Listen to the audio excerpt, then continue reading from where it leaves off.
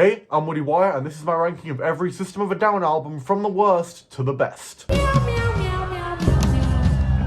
Our story begins in 1992 when two people met while working in the same studio. Those two people being Serge Tankian and Darren Malakian, who would join up with a few other people to form a band named Soil. But not for long! After one live recording and one recorded jam session, the band broke up, which led Serge and Darren to form a new band, the one we all know and love today, Soil's second guitarist would eventually become this new band's bassist. His name is Shavo Adagian, or at least I think that's how his name is pronounced. I can't lie, I am worried that I'm messing up the pronunciation for everyone's name in this segment. So to any Armenians watching this, I'm sorry, I'm an uncultured British wanker, what do you want me to say? On the drums, they originally recruited a guy whose stage name is Ontronic. He was a childhood friend of Shavo and Darren's, though eventually he'd get replaced by a man named John Dolmayan. Together, this band would become probably one of the most acclaimed bands in all of nu metal, and it is not hard to see why. Me personally, I have always admired just how weird this band can get. There is pretty much no other band like them. You hear a System of a Down song, you instantly know it's System of a Down. They were a band that I was obsessed with when I was first getting into rock music outside of what my parents liked. I hadn't listened or even thought about them in ages, but then I ended up asking people on Instagram who they wanted to see me do a ranking of, and this was the band that got picked. And to the person who originally suggested this one,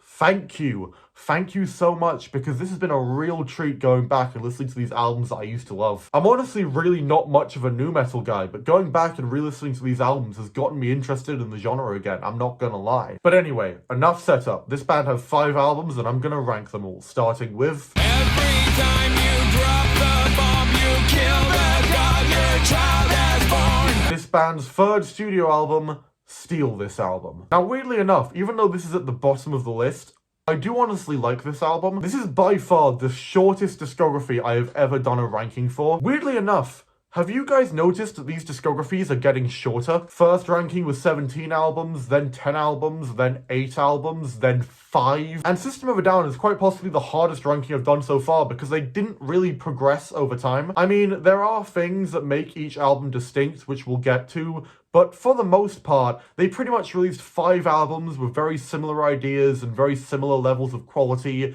and then just kind of fucked off. And when it comes to Steal This Album, there are some great songs on here, like the lyrically intense Boom, the chaotic and frantic Fuck the System, the slower and more mellow Roulette, which shows off one of my favorite things about this band, the harmonies. Seriously, the fact this band has 2 singers adds so much character to their sound. When it comes to rock and metal, especially in the 21st century, you'd be very hard pressed to find a band with better vocals than System of a Down. The song I-E-I-E-I-O is also great. It's a great example of just how good this band is at mixing chaotic, abrasive metal with these very pretty theatric harmonies. This isn't really a very good analogy in terms of genre, but just in terms of tone and feel and mood, this is basically your average System of a Down song.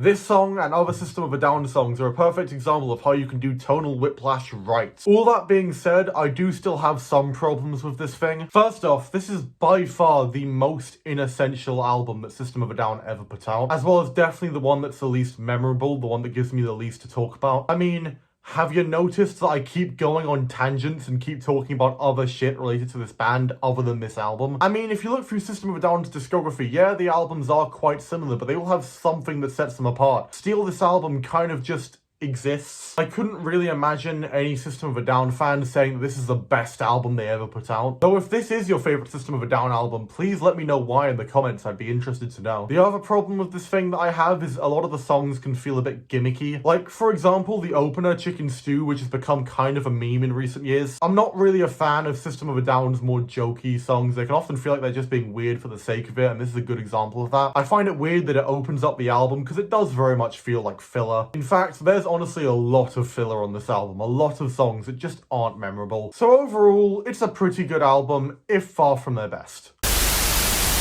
Why don't you ask the kids at Tiananmen Square? Coming up next, we got this band's final album, Hypnotize. Now with this album, I was not only unsure of where to rank it, I was also unsure of how to rank it, because this album is meant to be linked with its predecessor, Mesmerize, and the best way I can describe them is they're kind of like the album equivalent to Kill Bill 1 and 2. And if you don't get what I mean, there are things that separate these two albums, there are things that make them distinctive, but they are basically meant to be one long album split in half. However, if we are ranking these two albums separately, I much prefer Mesmerize. This is probably their least heavy album. There are still heavier moments, but there's a lot more of a focus on slower, more ballady type songs. The two big hits off this album, Lonely Day and the title track, are both just kind of okay-ish radio rock. I actually think that Hypnotize is phenomenal lyrically, but musically it's just kind of a bit generic. While Lonely Day sounds absolutely beautiful, but is lyrically a bit corny. There are still some really good songs on here. She's Like Heroin is great, Soldier Side is absolutely phenomenal. Also, I love that there's a much shorter version of Soldier Side at the very start of Mesmerize. It kind of connects the two albums, having it start and end with the same song. Overall, it's definitely a better album than Steal This Album. There isn't really any song on here that I don't like. Actually, no, I'm not a big fan of Vicinity of Obscenity. I know that's a hot take, but to me, Vicinity of Obscenity has always just felt like they were just being weird for the sake of it. Like they realized how normal the rest of this album sounded and just shoved all of their weirdness into one song. And it's just not really something I would ever choose to listen to. I know the song's meant to just be a joke, and I know it's become a bit of a meme, so maybe people are more fond of it than I am. But I'm sorry, I just don't really like that one. But apart from that song, there's pretty much not a single bad song on here. It's just overall, this album is probably their most boring. Then again, as I mentioned, there are still some heavier tracks on here, and they are great. I just think a lot of the slower songs on here are pretty mediocre.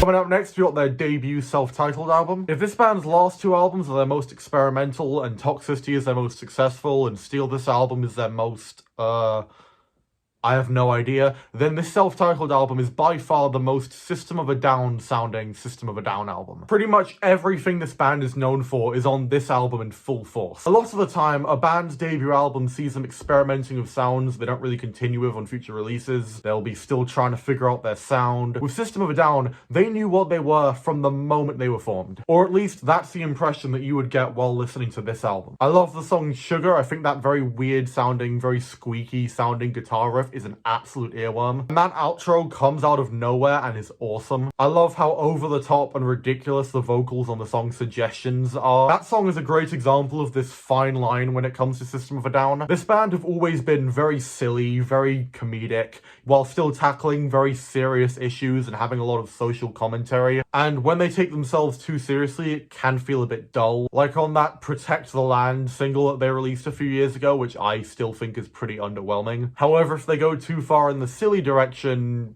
you know, you get shit like this. However, I would honestly say that System of a Down get it right like 90% of the time. And especially on this album, they absolutely nail it. These songs tackle serious issues without ever feeling too preachy. They can be all over the top and ridiculous without ever feeling like too much. It's the perfect balance. So why isn't this album any higher? I don't know, stiff competition, I guess. Both of these next two albums, I have just listened to death. Making this ranking, I swapped both of them around just again and again and again. I'm honestly still not sure if I've made the right decision. So get ready, because things are about to get really good.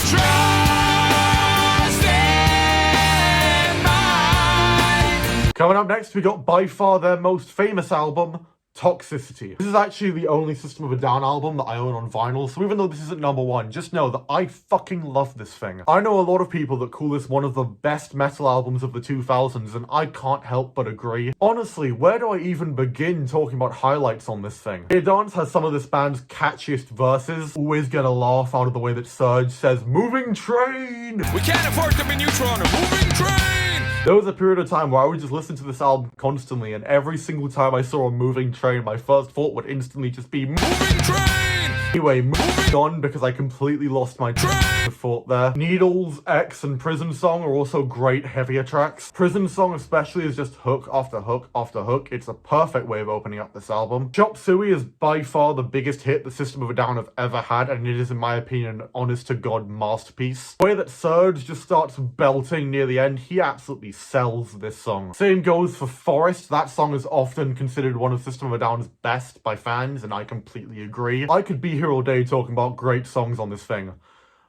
But there is one album that I just think is better. And I don't expect most people to agree with me. This list is incredibly subjective. This is very much just a personal favourite. But it is definitely my favourite album by them. And that album is...